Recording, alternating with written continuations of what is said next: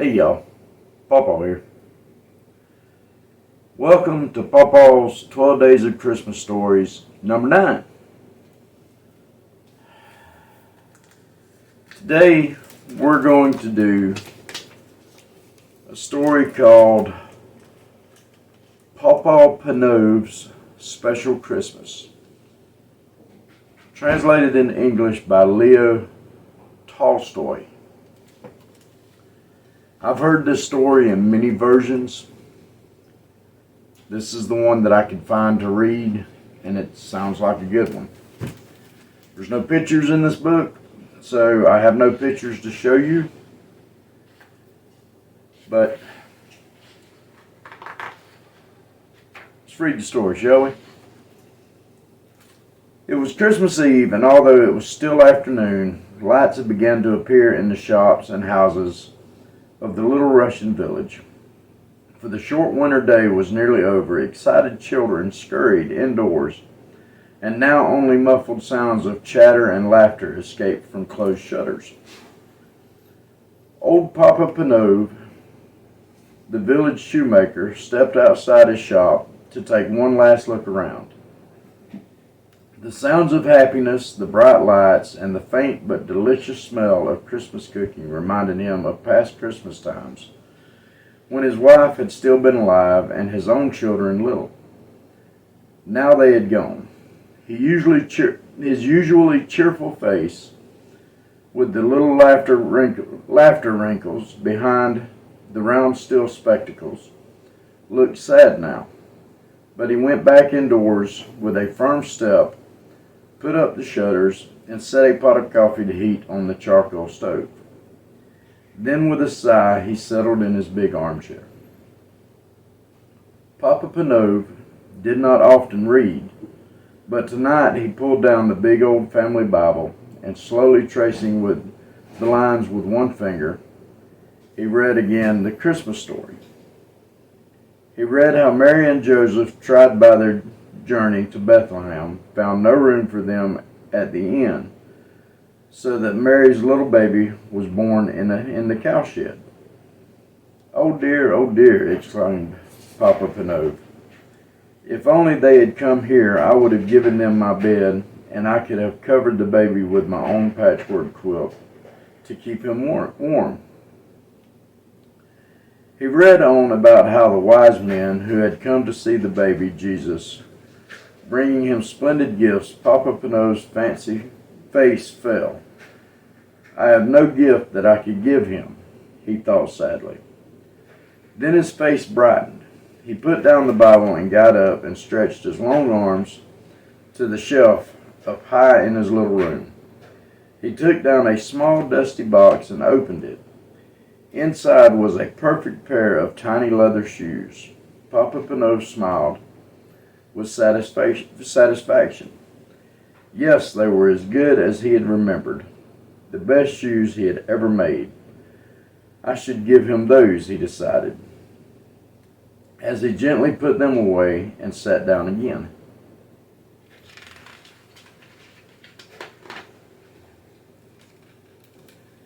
He was feeling tired now, and further he read, the sleepier he became.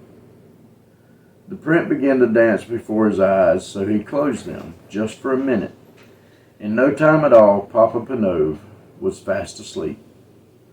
And as he slept, he dreamed. He dreamed that someone was in his room. And he knew at once, as one does in dreams, who the person was. It was Jesus. You have been wishing that you could see me, Papa Panov, he said kindly.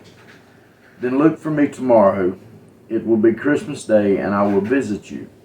But look carefully, for I shall not tell you who I am. When at last Papa Panov awoke, the bells were ringing out, and the thin light was filtering through the shutters. Bless my soul, said Papa Panov, it's Christmas Day. He stood up and stretched himself, for he was rather stiff. Then his face filled with happiness as he remembered his dream. This would be a very special Christmas after all, for Jesus was coming to visit him. How would he look? Would he be a little baby, as at the first Christmas? Would he be a grown man, a carpenter, or a great king that he is, God's son? He must watch carefully the whole day through so that he recognized him whenever he came. Papa Panov put on a special pot of coffee for his Christmas breakfast, took down the shutters, and looked out of the window. The street was deserted. No one was stirring yet, no one except the road sweeper. He looked as miserable and dirty as ever, and well, he might. Whoever wanted to work on Christmas Day, and in the raw cold and bitter freezing mist of such a morning. Papa Panov opened the door, letting in the thin stream of cold air. "Come in," he shouted across the street cheerily. "Come in and have some hot coffee to keep out the cold." The sweeper looked up, scarcely able to believe his ears. He was only too glad to put down his broom and come into the warm room. His old clothes steamed gently in the heat of the stove, and he clasped both red hands around the comforting warm mug as he drank. Papa Panov watched him with satisfaction, but every now and then his eyes strayed to the window. It would never do to miss his special visitor.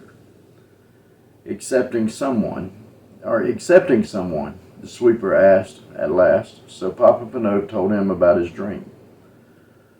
"Well, I hope he comes," the sweeper said. "You've given me a bit of Christmas cheer and I never expected to have. I'd say you deserved to have your dream come true." And he actually smiled. When he had gone, Papa Panov put on cabbage soup for his dinner, then went to the door again. Scanning the street, he saw no one. But he was mistaken. Someone was coming.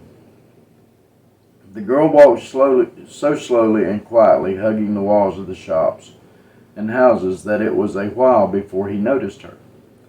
She looked very tired, and she was carrying something as he drew nearer.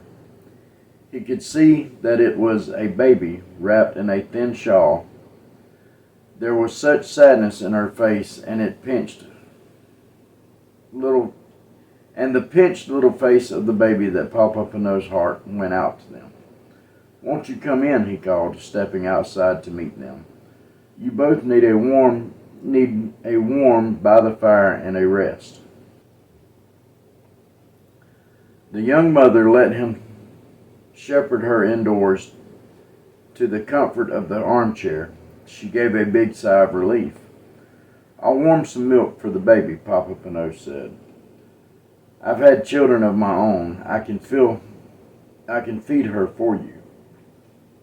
He took the milk from the stove and carefully fed the baby from a spoon, warming her tiny feet by the stove at the same time. "She needs shoes," the cobbler said. But the girl replied, "I can't afford shoes. I've got no husband to bring home money. I'm on my way to the next village to get work." A sudden thought flashed through Papa Panov's mind. He remembered the little shoes he had looked at last night, but he had been keeping those for Jesus. He looked again at the cold little feet and made up his mind. "Try these on her," he said, handing the baby shoes to the mother. The beautiful little shoes were a perfect fit. The girl smiled happily, and the baby gurgled with pleasure.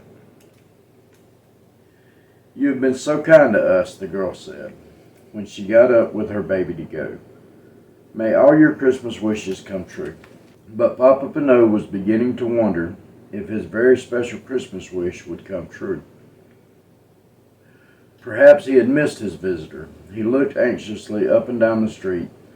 There were plenty of people about, but they were all faces that he recognized. There were neighbors going to call on their families. They nodded and smiled and wished him Happy Christmas.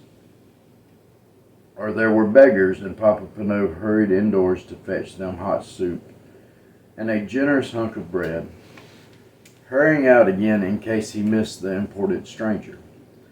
All too soon the winter dusk fell. When Papa Panov next went to the door, he strained his eyes. He could no longer make out the passerby.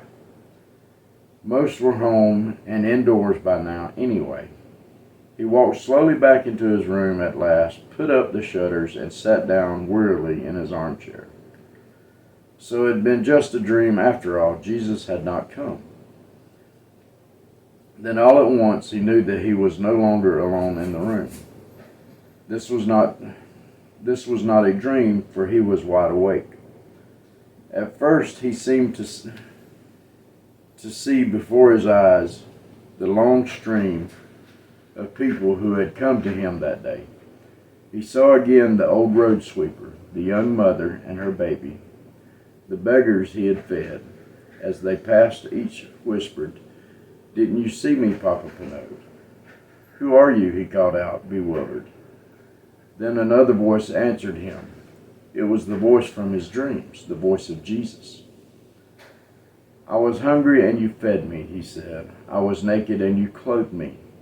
I was cold and you warmed me. I came to you today and every one of those you helped and welcomed." Then all was quiet and still, only the second of a big clock ticking. A great peace and happiness seemed to fill the room, overflowing Papa Panov's heart, until he wanted to burst out singing and laughing and dancing with joy. So he did come after all, was all that he said.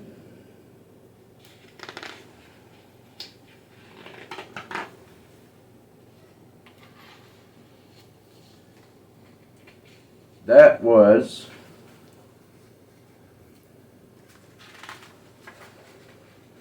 Papa Panov's special Christmas. Jesus told him that he'd come, and he did come. He come and all the people that Papa Panov helped for the day. So keep that in mind whenever you see somebody outside who needs help. You never know who it is that you might be helping.